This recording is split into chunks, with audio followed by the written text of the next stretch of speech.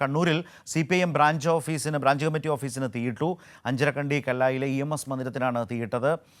വിശദാംശങ്ങളുമായി സന്തോഷ് തന്നെയാണുള്ളത്. സന്തോഷ്, ഇതിൽ ആരാണ് ഇങ്ങനെ ഒരു ആക്രമണത്തിന് പിന്നിൽ എന്നാണ് CPIM കരുതുന്നത്? പോലീസ് അന്വേഷണം ആരംഭിച്ചോ? പുലർച്ചെ 1:30 കൂടിയായിരുന്നു ഈ സംഭവം. CPIMന്റെ ബ്രാഞ്ച് കമ്മിറ്റി ഓഫീസായ കല്ലായിലെ EMS മന്ദിരത്തിനാണ് തീയിട്ടത്.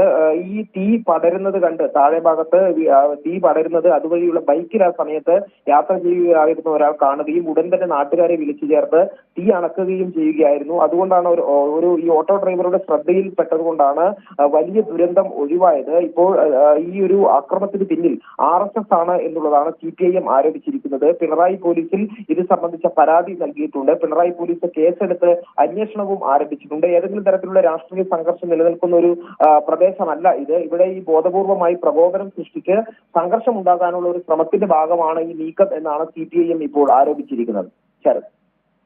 ശരി, സന്തോഷാണ് വിവരങ്ങൾ നൽകിയത്.